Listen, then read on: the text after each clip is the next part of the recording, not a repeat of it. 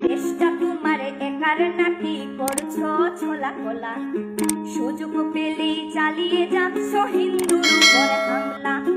দেশটা তোমার একার নাকি করছো ছোলা কোলা, সুযোগ পেলেই চালিয়ে যাচ্ছ